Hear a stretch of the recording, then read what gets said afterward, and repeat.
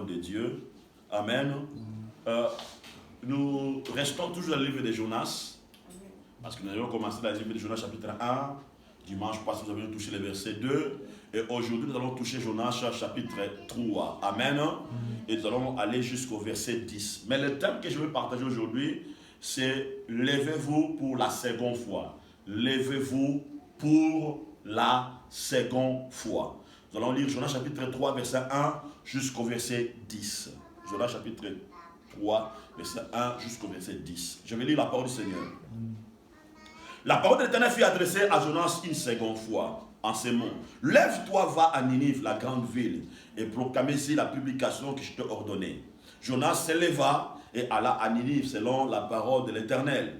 Or, Ninive était une grande ville de 3 jours de marche. Jonas fit d'abord dans la ville une journée de marche.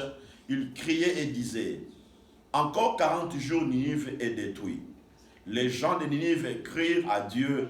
Ils publièrent un jeûne et se revêtirent de sacs, depuis le plus grand jusqu'au plus petit. La chose parvint au roi de Ninive. Il se leva de son trône, ôta son manteau, se couvrit d'un sac et s'assure sous les cendres. Il fit faire dans Ninive cette publication par ordre du roi et de ses grands, que tous les hommes et les bêtes, le bœuf et le brebis, ne goûtent de rien et ne pèsent point, ne boivent point d'eau. Que tous les hommes et les bêtes soient couverts de sacs et qu'ils crient en Dieu avec force, qu'ils reviennent de toutes leurs mauvaises voies et des actes de violence dont leurs mains sont coupables. Qui sait si Dieu ne reviendra pas et ne se repentira pas, et s'il ne renoncera pas à son ardente colère, en sorte que nous ne périssions point. Dieu vit qu'ils agissaient ainsi et qu'ils revenaient de leur mauvaise voie. Alors Dieu se repentit du mal qu'il avait résolu de faire, et il ne fit pas ainsi, dit la parole du Seigneur. Amen. Amen. Dans cette parole de Dieu, Dieu est en train de s'adresser à Jonas. Alléluia. Amen. Parce que Dieu avait choisi Jonas et il lui avait donné une mission à accomplir. Vous devez comprendre une chose. Vous et moi, nous sommes le choix de Dieu. Et Dieu nous a confié une mission accomplie sur la terre. Alléluia. Nous existons, nous sommes sur la terre pour une mission. Nous ne sommes pas ici par hasard. Amen. Nous ne sommes pas ici par hasard. Parce que la Bible déclare, avant que nous puissions exister, Dieu nous a aimés les premiers. Dieu nous a aimés les premiers pour un but. Alléluia. Donc vous et moi, avant que nous puissions exister, nous étions d'abord dans la pensée de Dieu. Amen. Dans la pensée de Dieu, Dieu, il nous voyait. Parce que Dieu est notre Père. Alléluia. Nous tous, nous étions été dans le Père. Et Dieu, il nous voyait. Maintenant, pour notre exemple physique, Dieu seulement avait choisi un pays ou un endroit. Dieu avait orchestré que ton père et ta mère se rencontrent pour que Dieu puisse te prendre et t'injecter dans le ventre de ta maman, afin que tu sois né, afin que tu puisses accomplir la mission que Dieu avait conçue, afin que tu puisses l'accomplir sous la terre. Tu dois mettre dans ta tête que j'existe pour accomplir une mission sur la terre. Voilà pourquoi il est très important que tu puisses découvrir quelle est ta mission sur la terre. C'est pour cela, lorsqu'on vient dans l'église, Dieu, il nous donne des dons. Et ces dons-là que Dieu nous donne cachent une mission. Alléluia. Que nous devons exécuter, parce qu'à la fin du temps, Dieu puisse nous récompenser par rapport à ces missions que nous avions accomplies. Chaque personne, il vient dans l'église pour accomplir une mission à travers les dons que Dieu lui donne. C'est très important. Et ta bénédiction est cachée dans la mission dont Dieu te donne. Alléluia. Et la Bible déclare, Dieu a parlé à Jonas pour une seconde fois.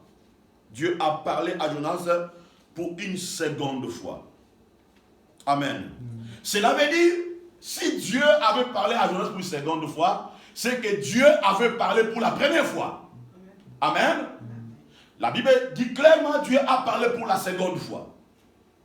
Mais lorsque vous regardez dans le verset 1, vous allez voir Dieu avait parlé pour la première fois. Mais lorsque Dieu avait parlé pour la première fois, Jonas avait désobéi à la voix de Dieu par rapport à la parole qui lui a été donnée pour la première fois. Alléluia. Je crois que vous et moi, Dieu nous avait déjà parlé pour la première fois.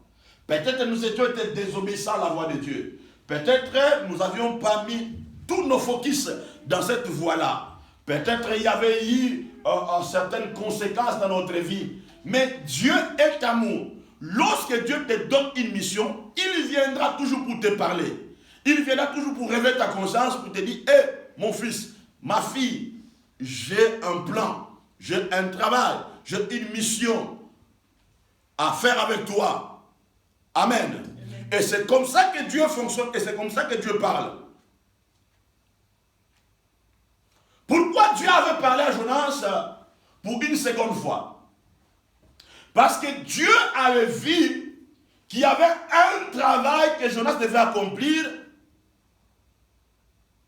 Il n'y avait pas d'autres personnes qui pouvaient le faire. Il y avait que Jonas qui avait reçu l'onction ou la grâce d'accomplir cette mission. Et voilà pourquoi Dieu va revenir. Il va parler à Jonas pour la seconde fois. Alléluia. Il y a des choses, bien-aimés. Dieu a choisi que toi, tu peux le faire. Dieu ne viendra pas à choisir Simon pour faire le travail que Jonas devait faire. Il y a des travail que Dieu a choisi.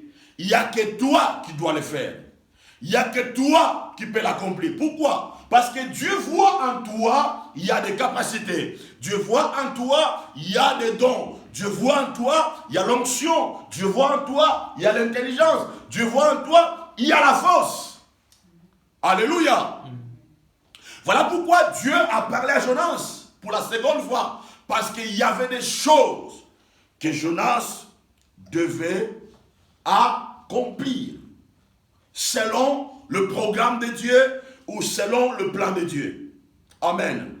Écoutez-moi, bien-aimés. Si Dieu nous parle pour la seconde fois, Dieu, il nous appelle, il nous interpelle pour que nous puissions finir le travail. Amen.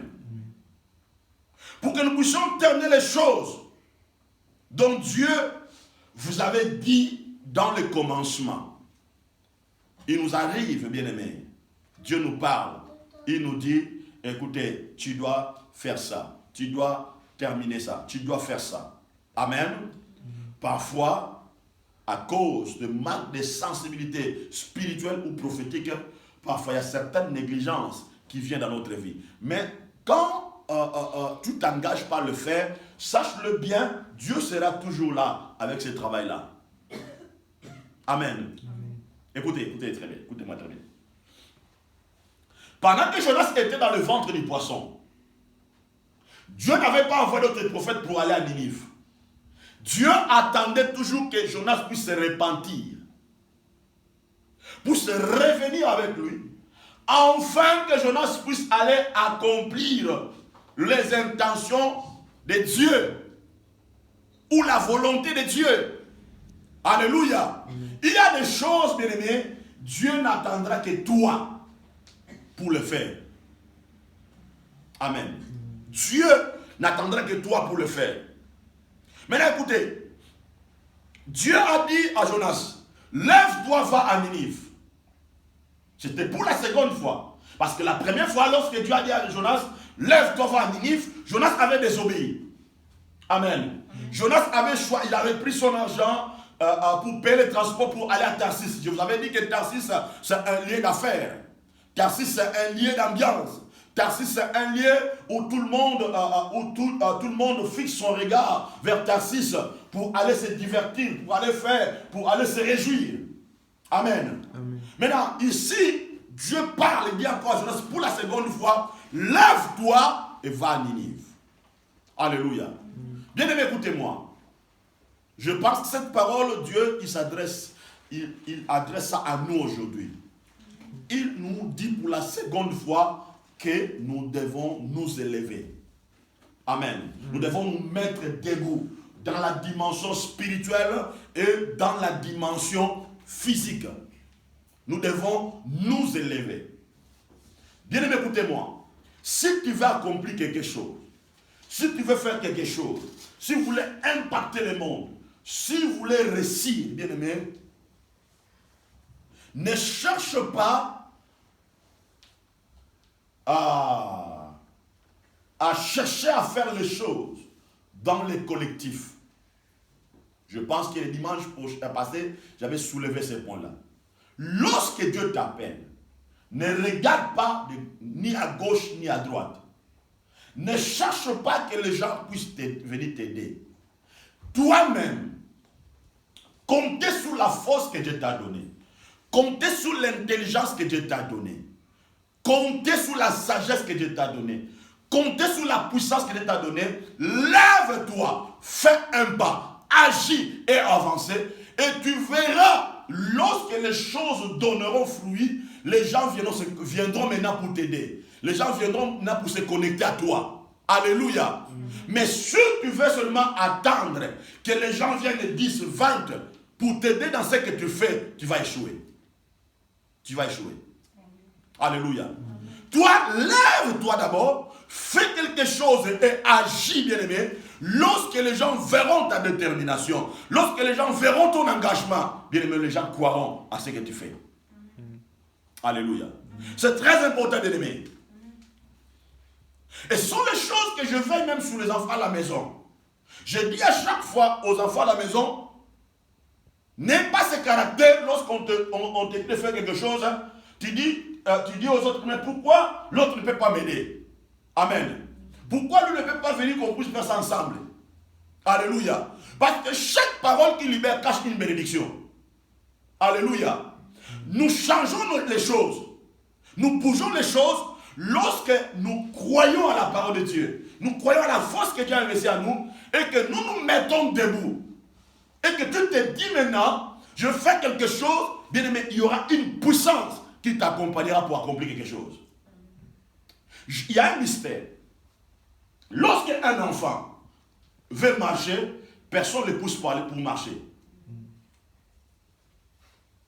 Je répète, lorsqu'un enfant est un bébé, il a 10 mois, 11 mois, lorsqu'il veut se mettre debout pour marcher, personne ne le pousse pour marcher. L'enfant dégage une puissance.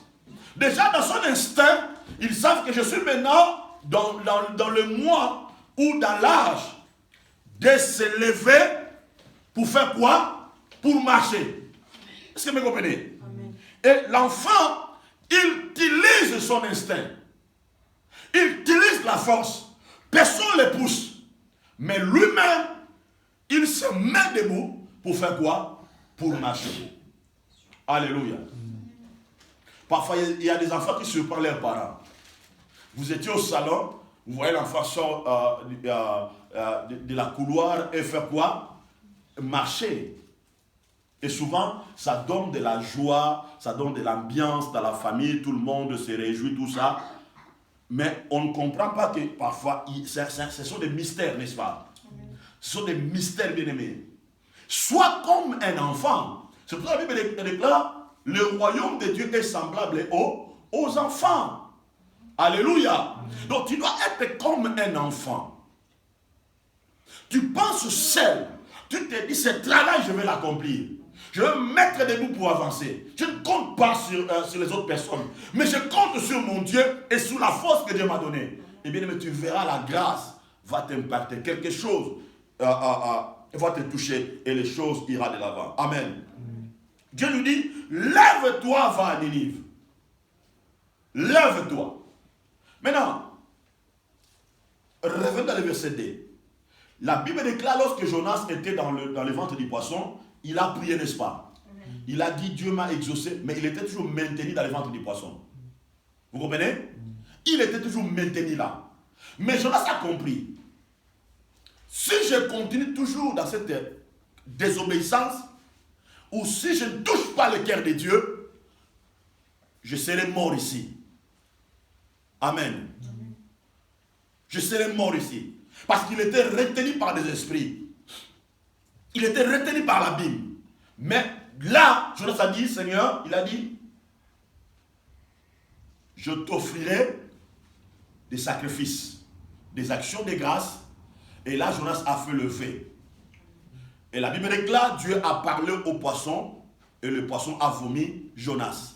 Maintenant, lorsque Jonas est sorti, il est sorti avec ses caractères. Il est sorti avec détermination. Il a dit maintenant,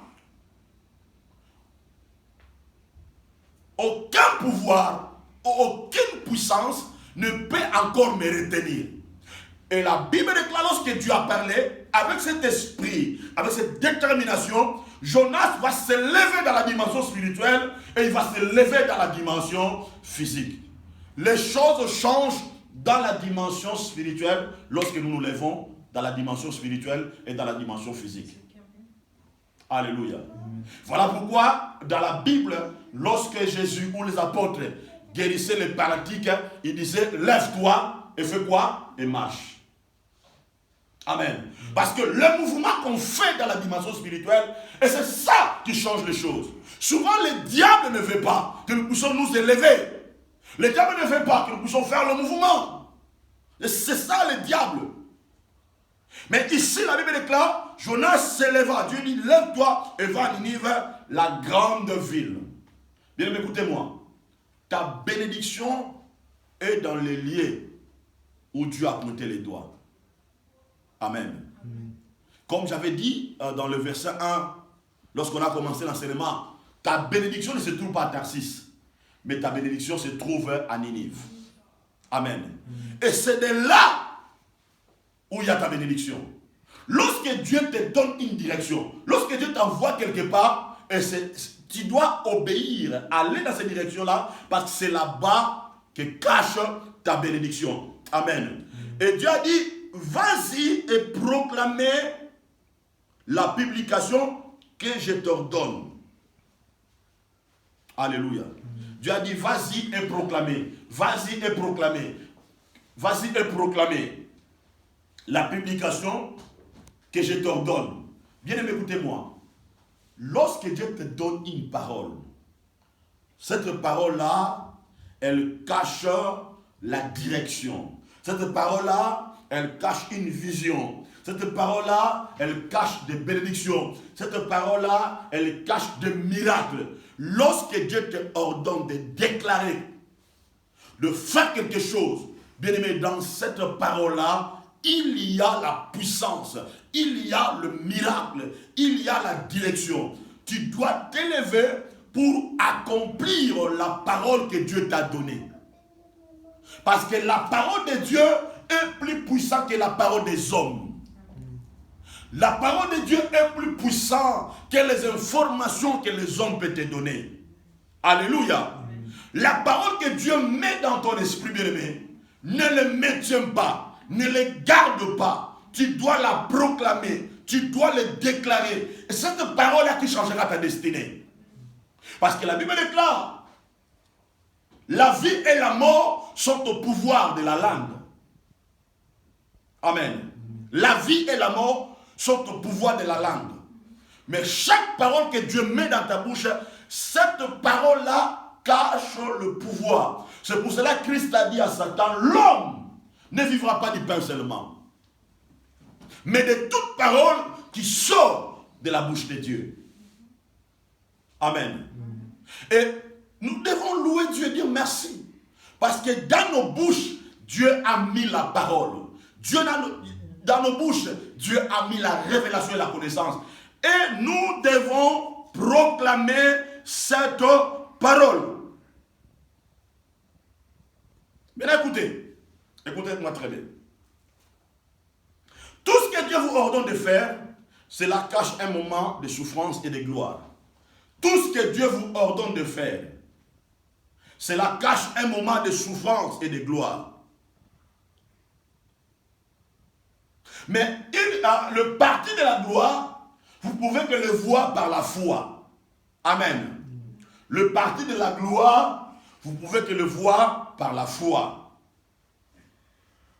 Parce que lorsque Dieu te donne une mission à accomplir, il y aura une partie de souffrance. Quand tu traverses le moment de souffrance dans la mission que Dieu t'a donnée, tu dois élever les yeux de la foi pour voir le parti de la gloire que Dieu cache.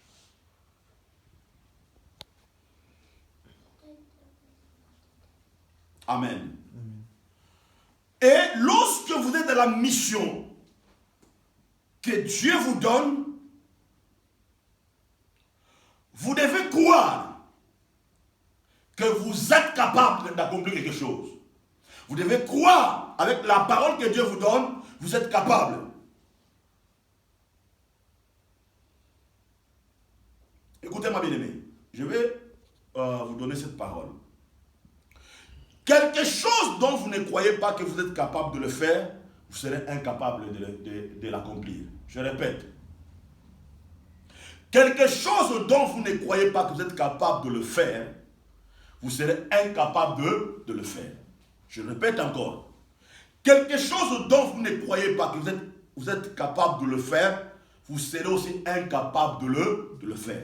Si vous ne croyez pas, vous pouvez arriver à un niveau comme ça, vous serez incapable aussi d'arriver à ce niveau-là. Quelque chose dont vous ne croyez pas que vous êtes capable de le faire, vous serez incapable aussi de le faire. C'est pour cela, lorsque Dieu vous donne la mission, Dieu vous donne la responsabilité, vous devez avoir la foi, quelle que soit la souffrance, quelles que soient les épreuves, vous devez croire que vous êtes capable de le faire. Pendant que vous croyez que vous êtes capable de le faire, il y aura une force qui libérera dans votre intérieur, qui vous rendra capable d'accomplir ce que vous croyez faire. C'est ce que vous avez compris. Alléluia. Maintenant, écoutez-moi. Pour réaliser les choses dont Dieu vous demande de faire, ça demande la décision. Pour réaliser les choses dont Dieu vous demande de faire, ça demande la décision. On voit dans la vie de Jonas, il y avait un esprit de sacrifice. Il avait dit, je donnerai les actions de grâce, j'accomplirai le vœu. Mais ce qui a déclenché tout ça, c'est la décision. Amen. Parce que vous ne pouvez pas rester dans la dimension spirituelle ou dans la dimension physique sans la décision. C'est impossible, bien aimé, d'avancer, de progresser sans prendre les décisions.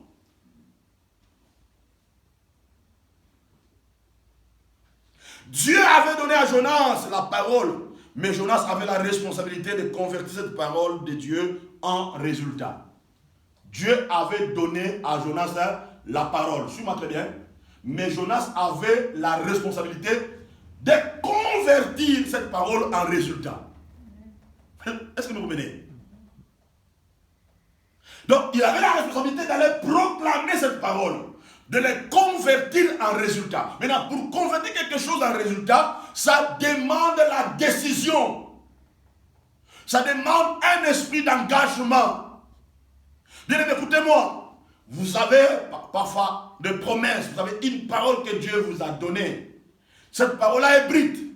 Mais vous avez la responsabilité de prendre la décision et de convertir cette parole en résultat. S'il avait dit, vous devez bouger, vous devez vous élever. Amen.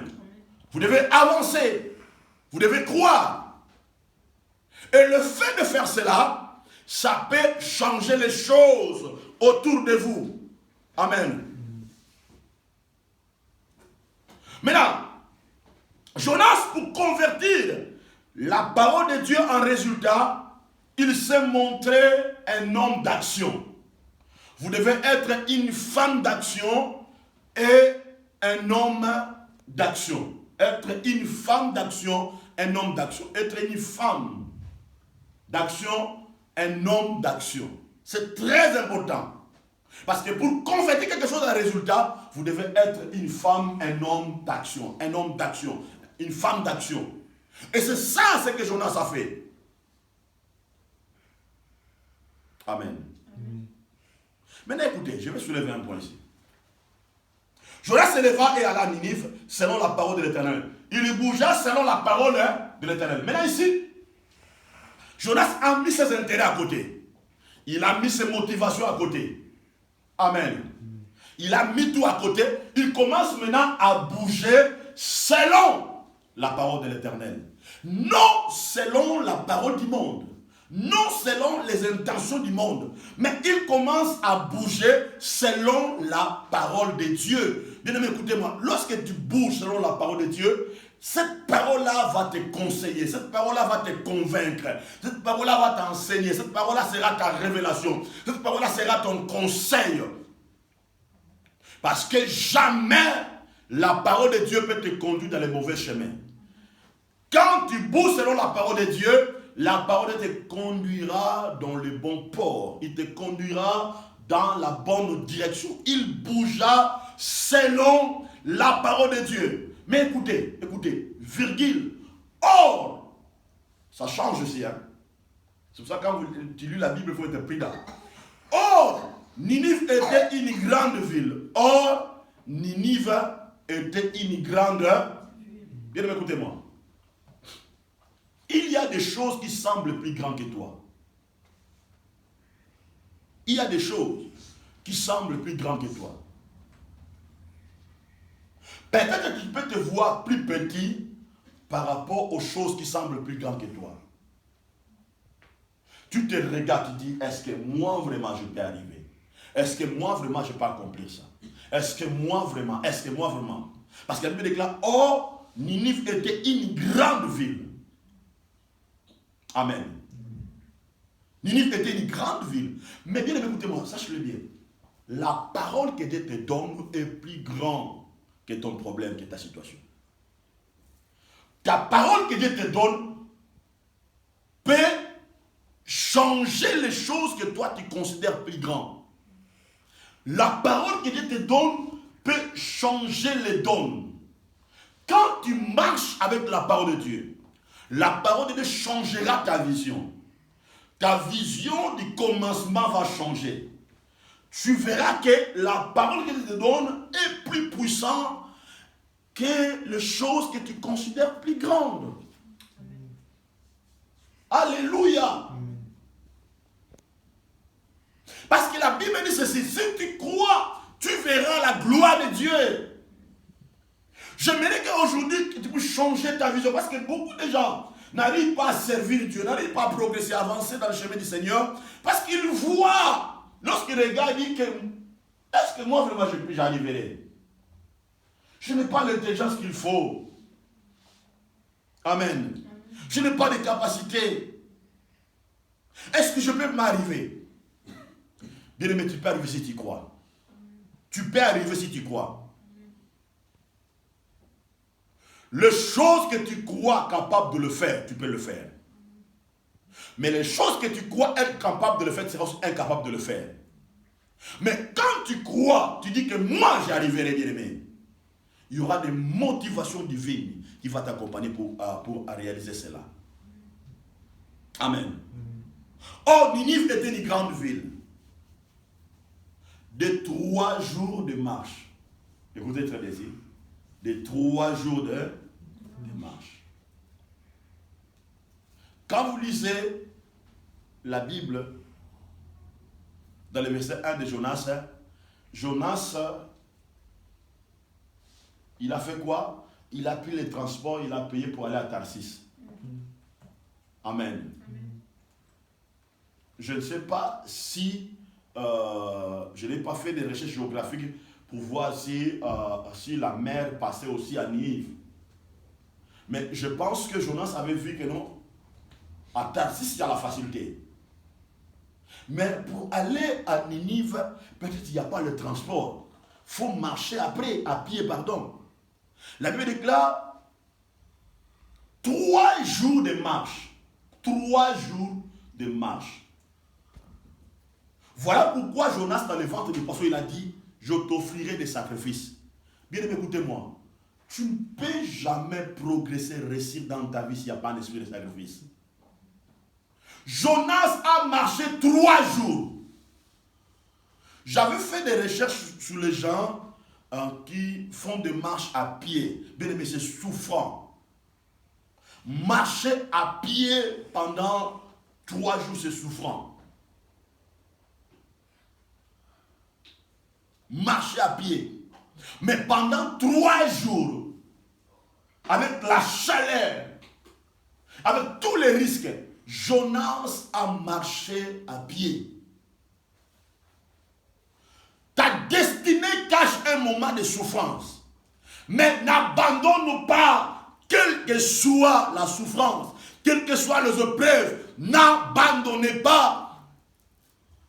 Même s'il y a de la sueur, même s'il y a de pleurs, même si les chaussures dans ta marche commencent à te faire mal, bien-aimé, ne renonce pas, ne retourne pas en arrière, parce que ta grande bénédiction est à Ninive. 3 jours de marche. Alléluia. Il y a des gens qui disent, ah, j'ai assez marché, je marchais. Bien-aimé, ne te fatigue pas. 3 jours de marche. Amen.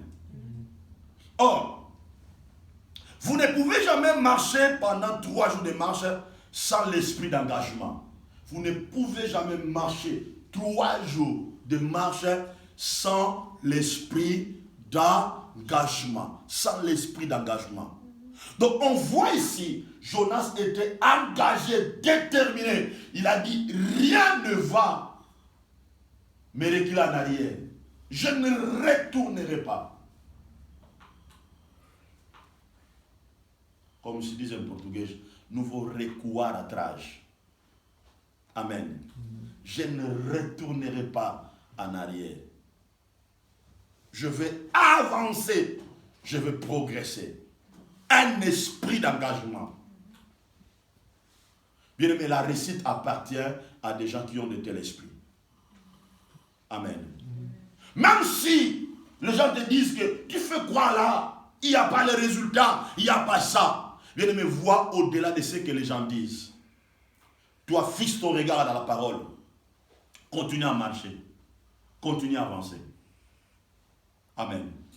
Continue à marcher. La marche pour aller dans la gloire n'est pas quelque chose de facile. N'est pas quelque chose de facile. La marche pour aller à la gloire, ce n'est pas quelque chose de facile. Il faut marcher, il faut avoir un esprit d'engagement. Être déterminé, être obéissant, avoir la fidélité continue. Amen. Avoir la fidélité continue. De marcher, de marcher, de marcher, de marcher, de marcher. Alléluia. Il faut tenter plusieurs fois. Vous ne pouvez pas devenir un bon basketteur si vous manquez la capacité de travailler sur le panier. Amen. Parce que pour marquer dans le panier, ce n'est pas quelque chose de facile. Ça demande plusieurs tentatives. Si vous comprenez? Ça demande plusieurs tentatives pour marquer des points. Si tu veux réussir, progresser dans la dimension spirituelle et dans la dimension physique, bien aimé, tu dois tenter. Ne regarde pas le perte que tu as fait. Est-ce que vous comprenez? Ne regarde jamais le perte que tu as fait. Si tu regardes le perte que tu as fait, bien aimé, tu vas échouer. Tu n'atteindras pas les buts. Tu me dis, non, sur ces choses-là, j'ai déjà gaspillé beaucoup d'argent. J'ai déjà tout ça. Bien aimé, ne regarde pas ça. Toi, tu dois regarder la finalité. Ne recule pas en arrière. Ne permets pas à quelque chose de te faire reculer. Tu dois progresser, avancer. Et cette vision sur ton esprit. Parce que la gloire t'attend à Ninive. Alléluia. Dans 3 jours de marche de Jonas, on voit en lui la volonté d'accomplir un rêve. On voit à Jonas la volonté d'accomplir un rêve. Bien aimé, lorsqu'on veut accomplir le rêve ou un rêve, on met la fatigue à côté. Parce que lorsqu'on marche, on ne cède pas la fatigue. On ne cède parce que, bien aimé, écoutez-moi, beaucoup de gens ne comprennent pas. Le plus grand tentation que le diable utilise aussi dans nos vies, ce sont la tentation de fatigue. Beaucoup de gens ne comprennent pas ça. Hein? Dieu, le diable, parce que beaucoup de gens croient que le diable seulement peut te tenter dans le péché.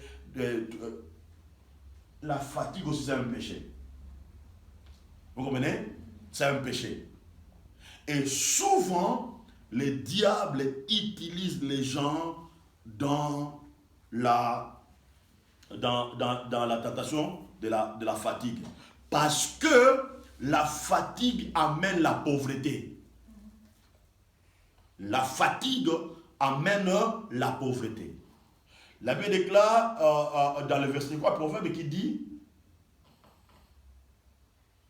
celui qui dort beaucoup, ou celui qui se laisse à la fatigue, la pauvreté le fait quoi? Le surprendra. La pauvreté spirituelle peut te surprendre. Voilà pourquoi, bien aimé, lorsque tu t'engages à quelque chose, ne cède pas à la fatigue. Continuez à marcher. Soyez déterminés à accomplir les rêves que tu as. Les rêves pour Dieu. Les rêves pour Dieu. Parce que ta bénédiction est dans le rêve que tu as pour Dieu. Dans la mission dont Dieu t'a donnée.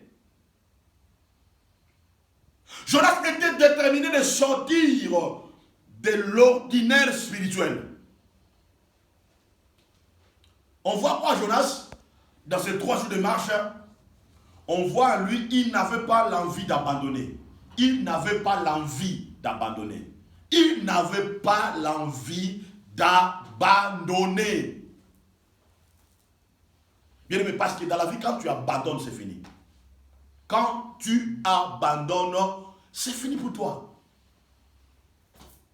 Parce que tu ne peux jamais vivre la gloire de Dieu. Tu ne peux jamais progresser. Tu ne peux jamais changer les choses. Si tu abandonnes. Il n'y avait pas en lui l'envie d'abandonner. Écoutez-moi bien aimé. On voit quoi je reçois? Déjà cet esprit de sacrifice. Maintenant, écoutez très bien. Tu peux même écrire ça ou garder ça dans ton esprit. Là où il y a l'esprit de sacrifice, les esquisses n'ont pas sa place. Là où il y a l'esprit de sacrifice, les esquisses n'ont pas sa place. Les esquisses n'ont pas sa place.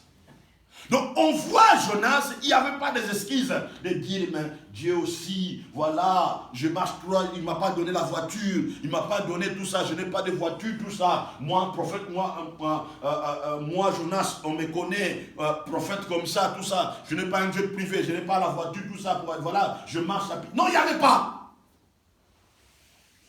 Sa focalisation, c'était quoi? Proclamer la parole de Dieu. Déclarer la parole de Dieu. Ta grande bénédiction se cache là où tu proclames ce que Dieu t'a dit de proclamer. Amen.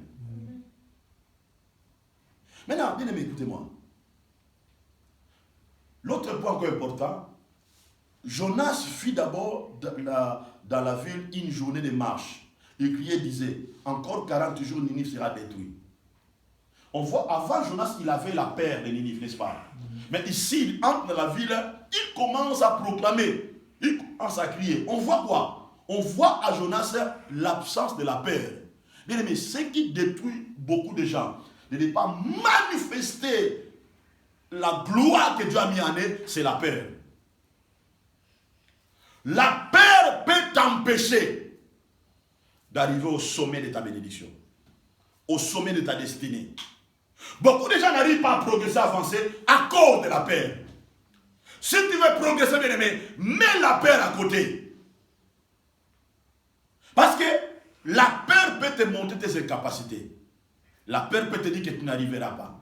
La peur peut te donner ce qu'on dit quoi? La honte. Amen. C'est la peur. La paix peut te dire que non, tu peux commettre les erreurs. Mais quelqu'un qui a le courage, il n'a pas peur de commettre les erreurs. Il sait qu'en commettant les erreurs, il arrivera à atteindre la perfection. Tu dois mettre la paix à côté. Beaucoup de gens n'arrivent pas à progresser, à avancer à cause de la paix. Non, si je fais cela, il y a des sorciers de notre famille. Si je fais cela, Bien aimé, en faisant cela, bien aimé, le temps est en train de partir. Le temps est en train de partir. Tu seras surpris, tu te dis, hé, ce que je pensais accomplir, tu ne l'as pas fait à cause de la paix. À cause de la paix. J'avais rencontré un frère, je lui parlais, je parlais avec lui, il m'a dit, parce que ça fait des années, je suis ici, mais je perds d'aller en Afrique. Je perds d'aller. J'ai dit, mais toi tu étais là-bas.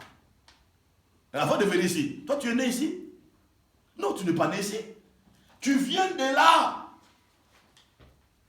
Quand tu étais là, les sorciers de ton pays ne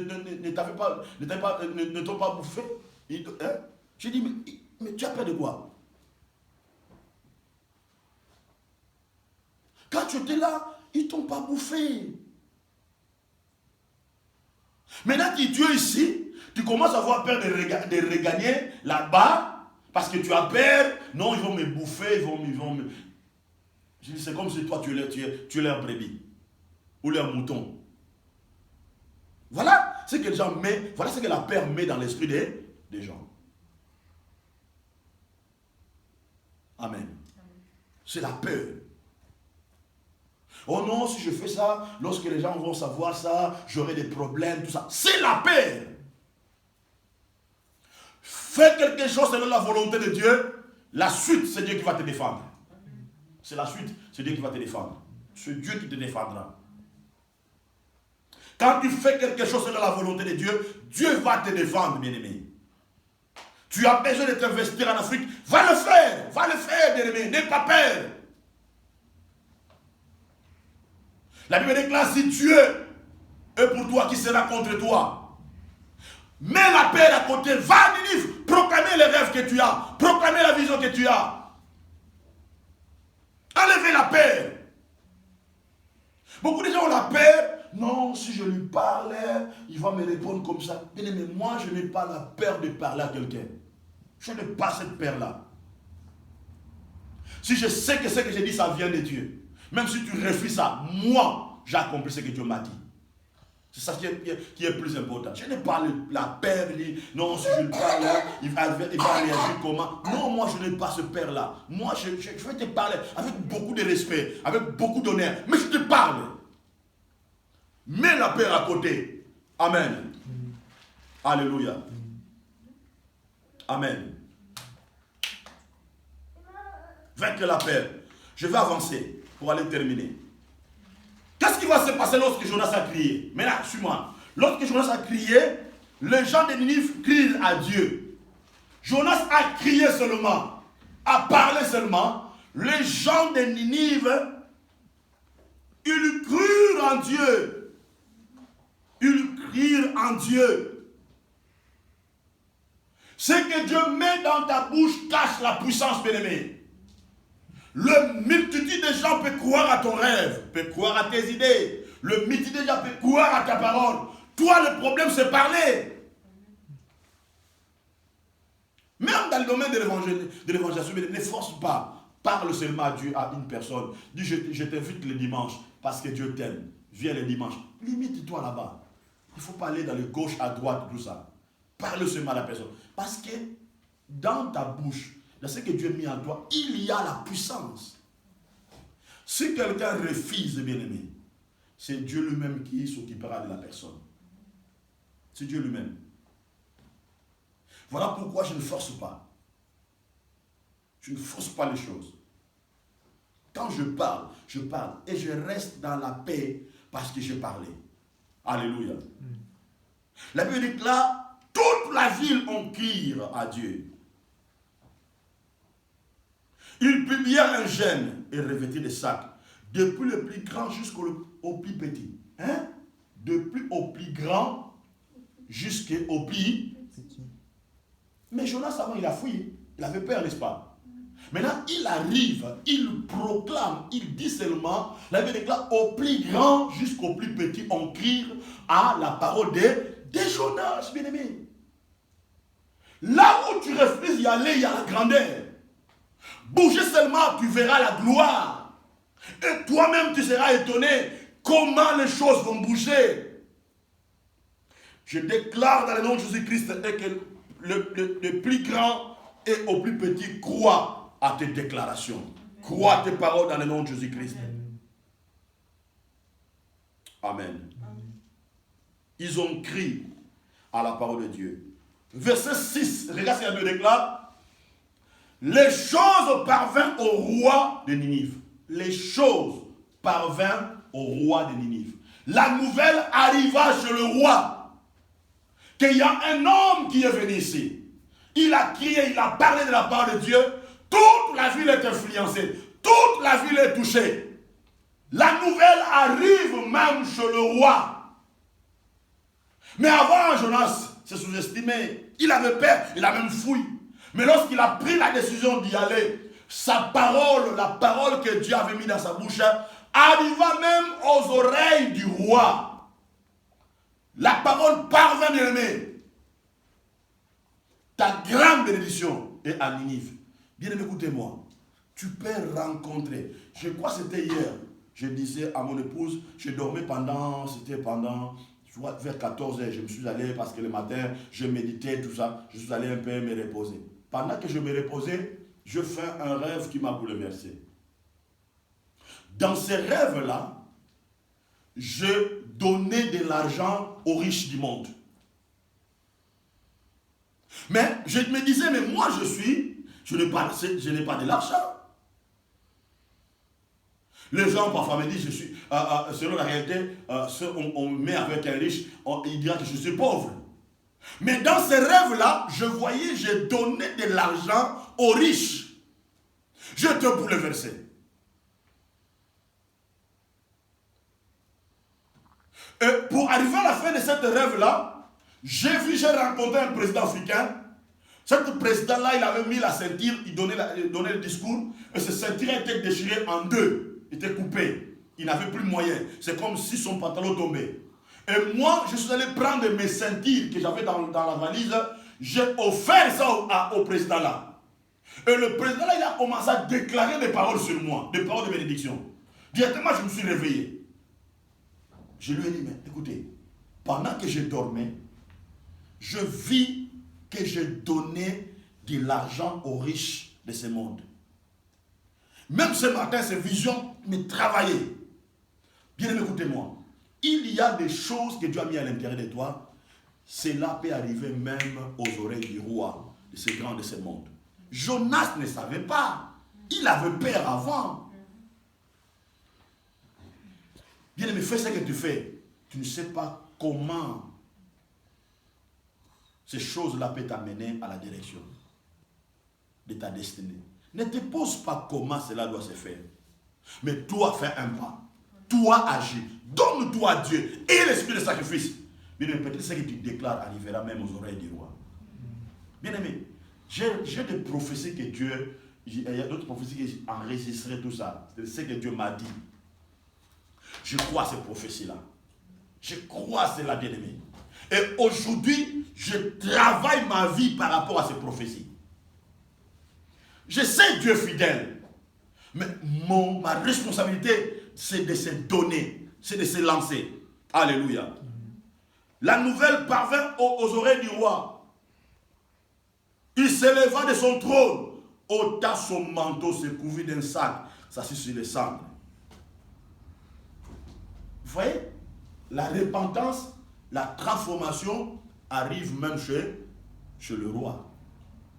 C'est pour cela, bien aimé, tu ne peux pas jouer avec la posture divine que Dieu te donne.